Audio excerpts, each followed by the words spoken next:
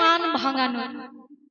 এই 7টার মধ্যে একটাতে না একটাতে মান ভাঙবে। একটাতে যদি মান না ভাঙে তখন 7টা চেষ্টা করতে হবে। 7টার মধ্যে কোনো না কোনো একটাতে মান ভাঙবে। এবার যদি 7টাই ক্যান্সেল হয়ে যায়, 7টাতেই যদি মান না ভাঙে, তাহলে জানবেন ডিভোর্স হয়ে যাবে। এছাড়া আর কোনো উপায় নেই। ডিভোর্স হবে না, কারণ ওখানে ভালোবাসা আছে। ভালোবাসা যেখানে গভীর, সেখানে মান হবে এবং মান দূরও হবে।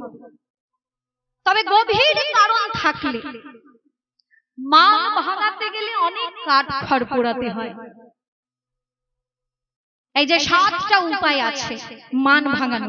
এবার রাধারানীর সঙ্গে গোবিন্দের তো ডিভোর্স হওয়ার কোনো সম্ভাবনাই নেই, কারণ তাদের বিয়েটাই হয়নি। এই দেখুন বাবা, রাধারানীর কি গোবিন্দের সঙ্গে বিয়ে হয়েছে?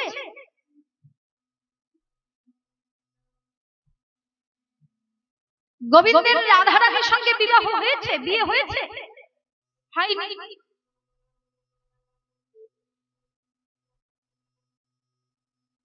রাধারানীর বিয়ে তো হয়েছে আয়ান ঘোষের সঙ্গে। ডিভোর্স যদি হয় ওখানে হবে, কৃষ্ণের সঙ্গে কিসের ডিভোর্স? এবার এই যে ব্যাপারটি খুব মন দিয়ে শুনবেন বাবা, এই যে ব্যাপার, রাধারানী আয়ান ঘোষের স্ত্রী অথচ ভালোবাসেন কৃষ্ণকে, এই অসামাজিক ব্যাপারটা আমাদের মেনে নেওয়া উচিত না উচিত নয়? এইটা কিন্তু একটা খুব কঠিন প্রশ্ন। আপনারা কৃষ্ণ ভক্ত মানুষ, তাই চুপচাপ শুনেন, কিছু বলেন না। যারা কৃষ্ণ ভক্ত নয়, মনে করুন কালী ভক্ত কিংবা নাস্তিক, যে ঈশ্বর মানেই না অথচ ভদ্রলোক, এমনও তো আছে যারা ভগবান মানে না কিন্তু ভদ্রলোক, তারা কি বলবে? এই যে মশা, খুব তো কৃষ্ণ লীলা শুনলেন, কৃষ্ণের কি স্ত্রী রাধারানী অন্যের স্ত্রীকে নিয়ে রাস্তাঘাটে এত টানাটানি কিসে? এইরকম বলতে পারে। কাজেই এই তত্ত্বটা আপনাদেরকে জেনে রাখতে হবে। কেন আয়ান ঘোষের স্ত্রীর সঙ্গে কৃষ্ণ ভালোবাসা করলেন? এই আয়ান ঘোষটাই বাকে, রাধারানীটাই বাকে, আর কৃষ্ণটাই বাকে। দেখুন, ভালোবাসা হয় 3 রকমের। মধুর রসের ভালোবাসা 3টে ভাগ, প্রধানত দুটোকেই পরে 3টে ভাগে ভাগ করা হয়েছে। একটা হচ্ছে স্বকীয়া, আরেকটা হচ্ছে পরকীয়া।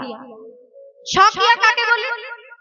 যখন স্বামী স্ত্রীর মধ্যে ভালোবাসা হবে সেইটা হলো স্বকীয়া। আর স্বামী স্ত্রী নয় অথচ ভালোবাসা তৈরি হয়ে গেছে, সেইটা হলো পরকীয়া। এই পরকীয়াটা হচ্ছে 2 রকম। পরের কন্যাকে ভালোবাসা, পরের স্ত্রীকে ভালোবাসা। কেউ যদি মনে মনে ভাবে আমি একটা মেয়েকে ভালোবাসছি, তবে বিয়ে করিনি, বিয়ে করবো বলে ভালোবাসছি, সেও কিন্তু একদিক থেকে পরকীয়াই করছে। কারণ সেই মেয়েটির সঙ্গে তার বিয়ে হয়নি, সেই মেয়েটা অন্যের মেয়ে, সেই মেয়েটাকে খাওয়াচ্ছে পড়াচ্ছে তার বাবা, আর তুমি কিন্তু মেলায় ঘোরাতে নিয়ে যাচ্ছ। কাজে কেউ যদি ভাবে আমি একটা মেয়ের সঙ্গে ভালোবেসে বেড়াচ্ছি মানে খুব পুণ্যের কাজ করছি, ঠিক নয়। যদি কোনো কারণে মেয়েটির সঙ্গে বিয়ে না হয়, মেয়েটি কিন্তু সারা জীবন কষ্ট পাবে। এবার এই যে ব্যাপারটা, অন্যের কন্যাকে ভালোবাসাটাও হচ্ছে পরকীয়া, অন্যের স্ত্রীকে ভালোবাসাটাও হচ্ছে পরকীয়া। এইবার আপনাদের কাছে একটা প্রশ্ন, ভালো কোনটা? স্বকীয়া ভালো না পরকীয়া ভালো? ভালো কোনটা আপনারা বলুন? ভালো কোনটা, স্বকীয়া না পরকীয়া? বলছে ভালো যদি ভালো তাহলে স্বকীয়াই ভালো, কিন্তু শ্রেষ্ঠ হচ্ছে পরকীয়া। পরকীয়া শ্রেষ্ঠ কেন? ব্যাখ্যা আছে। অন্যের স্ত্রীকে ভালোবাসলে সেক্ষেত্রে কিন্তু অনেক ভালোবাসা, অনেক বাধা। কেউ যদি নিজের গিন্নিকে একখানা ফুচকা খাইয়ে দেয়, লোকে বাধা দেবে? কেউ আটকাবে? কেউ আটকাবে না। কিন্তু অন্যের গিন্নিকে কেউ যদি ফুচকা খাওয়াতে যায় বাবা, তাহলে কি রকম অবস্থা হবে? অন্যের মেয়েকে ভালোবাসাও পরকীয়া, অন্যের স্ত্রীকে ভালোবাসাও পরকীয়া। পরকীয়া শ্রেষ্ঠ, ব্যাখ্যা আছে। পরকীয়া শ্রেষ্ঠ কেন? যে দেখো, নিজের স্ত্রীকে ভালোবাসলে সেই ভালোবাসাতে কেউ বাধা দেবে না, কিন্তু অন্য ক্ষেত্রে ভালোবাসা হলে অনেক প্রকারের বাধা আসবে। উকিলের দিক থেকে বাধা, সাধুর দিক থেকে বাধা, পুলিশের দিক থেকে বাধা, তিন দিক থেকে বাধা আসবে। এবার যেখানে বাধা বেশি সেখানে মিলনে আনন্দ বেশি, বিরহে ব্যথা বেশি। এই জায়গাটা ধরতে হবে। ভালোবাসা কিন্তু নির্ভর করে মিলন আর বিরহের উপর। যেখানে বাধা বেশি সেখানে মিলনে আনন্দ বেশি, বিরহে ব্যথা বেশি। এবার ভগবান শ্রীকৃষ্ণ মনে মনে চিন্তা করছেন, আমি যখন গোলক থেকে ভূলোকে যাব প্রেম উপলব্ধি করবার জন্য, যেটা শ্রেষ্ঠ সেই প্রেমই আমি করব। অন্য স্ত্রী সাজিয়ে নিচ্ছি নিজেরই মহাশক্তিকে। ওদিকে একখানা ঘটনা ঘটে গেছে। একজন মুনি, সে আবার গভীর তপস্যা করেছে, গভীর তপস্যা করছে। মুনির নাম হচ্ছে অভিমন্যু মুনি। গভীর তপস্যা করে যখন নারায়ণকে সন্তুষ্ট করলেন, নারায়ণ বললেন, বলো তুমি কি চাও? স্বর্গ চাও, মর্ত চাও, পাতাল চাও, মুক্তি চাও, বলো কি চাও তুমি? তখন অভিমন্যু ঋষি বলছে, আমি স্বর্গও চাই না, আমি মুক্তিও চাই না, আমি নারায়ণের স্ত্রীকে নিজের স্ত্রী রূপে পেতে চাই। কেমন মুনিরে বলো, তো আমার স্ত্রীকে নিয়ে টানাটানি করছে। আপনি কি চাইছেন? আপনি স্বর্গ চান না মুক্তি চান? আমার স্ত্রীকে নিয়ে কেন টানাটানি করছেন? না ঠাকুর, আমি এমন একটা কাণ্ড করব, বইতে আমার নাম লেখা থাকবে। এবার বইতে নাম লেখা থাকে দুটো কারণে, হয় ভালোর জন্য, না হয় মন্দের জন্য। এই দেখুন, আমাদের রাষ্ট্রপতি ছিলেন মুসলমান, আব্দুল কালাম, তার নামটাও বইয়ে আছে ভালোর জন্য। আর ওদিকে লাদেন, তার নামটাও ইতিহাসে থাকবে, কিন্তু মন্দের জন্য তার নাম লেখা থাকবে।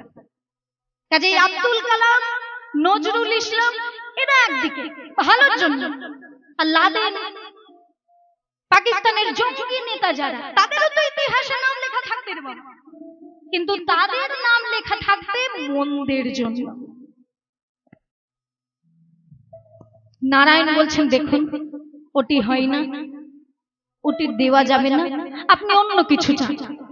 অভিমন্যু ঋষি বলছেন, আমি অন্য কিছু চাইবো না। 7 বার তপস্যা করে যখন, 7 বার তপস্যা করে যখন মুনি ফিরল না, নারায়ণ বললেন, শুনুন, আপনি পাবেন, আপনি আমার স্ত্রীকেই আপনার স্ত্রী রূপে পাবেন। আগত দাপর যুগে আমি যখন কৃষ্ণ হয়ে যাব, আমার স্ত্রী যাবে রাধা হয়ে, সেই সময় আপনি অভিমন্যু ঋষি আয়ান হয়ে আমার রাধা রানীকে বিবাহ করবেন।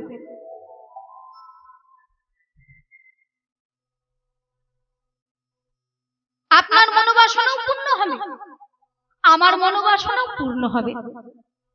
অভিমন্যু ঋষির কি মনের বাসনা? আমি নারায়ণের স্ত্রীকে আমার স্ত্রী রূপে লাভ করব। আর নারায়ণের ইচ্ছা, আমি যখন গোলক থেকে ভূলোকে যাব, যেটা শ্রেষ্ঠ সেইটাই আমি আস্বাদন করব।